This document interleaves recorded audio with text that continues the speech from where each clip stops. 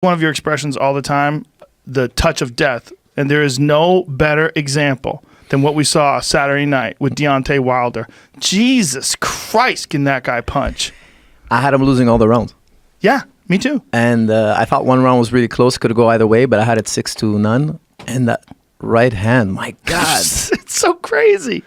It doesn't even make sense. When you look at that shot, it landed it above, like, kind of like in the forehead, this area. Yeah. Not even on the chin. No.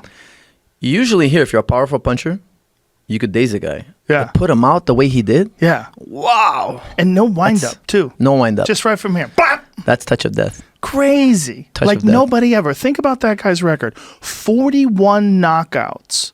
1 decision, 1 draw. It's incredible. Undefeated, 41 knockouts in 42 fights. I mean, that is bonkers. And he was getting outboxed. Like, he's not the best boxer. Well, he doesn't care to box with you. Yeah, that's right. He knows. Yeah.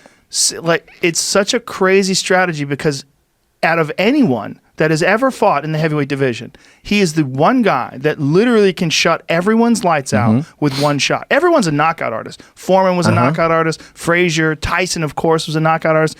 But not like this guy. This guy's got, it's like another level of craziness. I would agree. I mean, he knows himself. That's what's so beautiful. If he was less strategic, he would have started fighting really early. And maybe zap that power he has. But he knows. He knows exactly. He didn't care he lost 6 rounds. He had no qualms about it. And he got hurt just before he knocked out Luis. He was hurt. And he stayed calm. He's like, oh, now you're going to come for it? Now you're going to walk into the right. And bang. Yeah. It's incredible. Well, I think he also knew that from the first fight, Ortiz started to fade. And the first fight was very similar in that the first few rounds, there was very little action. And then it started to pick up. And then Ortiz started to fade. But Ortiz put it on him in that first fight. If you watch that first fight, you're like, wow, this is a crazy rematch for him to take. But in this fight, he just fought a perfect strategy, just waiting. And people, oh my God, I was on Twitter reading people. This guy can't even box. Like, did you not see what happened? You say he can't box. He's undefeated. He's the fucking heavyweight champion of the world. He tied Muhammad Ali for the most title defenses ever. Did you really just say he can't box? In fact, he's a professional boxer. Go in there with him then. Go in there. If I laced you up right before you would be like, you'd be so petrified you would turn white and faint.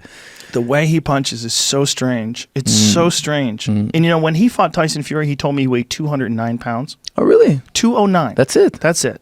Wow. Crazy. Wow. He's a phenomenon. Like, all humans are not created equal. Some people just have a beautiful hand of cards. Yes. Like, that guy's got 4 aces, and he puts them right in your face. Boom! He understands what he's good at, and he fights that way, which is brilliant. Yes. Because I always tell my students, fighting is 2 things. It's one is level. You got to get to a certain level. And then the second thing, you have to figure out your style. Like, you have to know everything about what you do. Like, for instance, if you look at Ali and Tyson, they fought totally differently. 2 equally, in my opinion, like, okay, we could split hairs and say who was better. Let's say they fought, it would be very competitive. Whoever you think would win in that fight, it would be very competitive. Ali fights the total opposite of Tyson.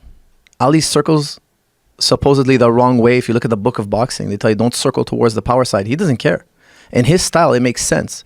He's up on his toes. He's jabbing. He rarely ever throws a body shot. He's thrown a handful of body shots in his entire career.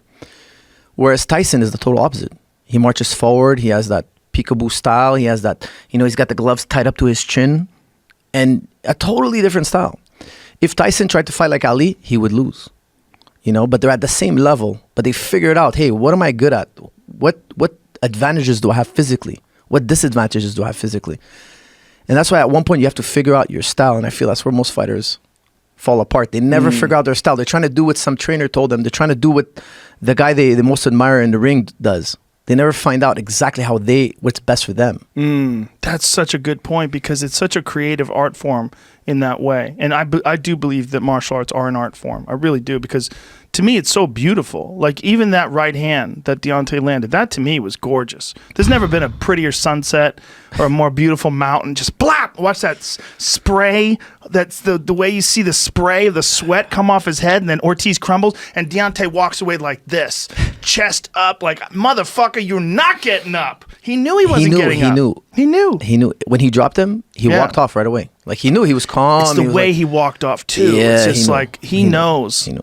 God damn, that guy's got crazy power. But what you said is so important because it's a creative endeavor. You're trying to figure out how to land shots, and you're also trying to disguise what your ideas are, what your tactics are, and you got to figure out what works best for your body type. And that's so open-ended. Like, martial arts it's so open-ended. Once the referee says fight, there's all this creativity involved, and that's something that I think a lot of people don't really appreciate. 100%. Sometimes you have a trainer who kills that creativity because he tells you, look, this is how you fight. Right.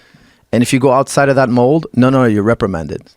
Yes. So me, if a fighter wants to drop his hands, should you drop your hands in a fight or should you hold them up? Well, it depends what kind of guy you are.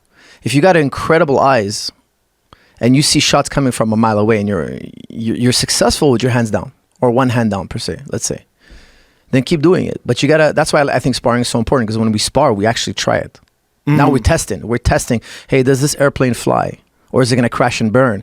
Well, we better test it in the gym before we take it out in the arena and find out it doesn't fly. And I always tell guys, look, if you're fighting with your hands down, show me in practice that you're successful. Then I won't say anything negative. I won't change your style. I'll let it be. But first we have to see that you're successful, because theories is one thing, but then when you get in there and try it, it's a whole other.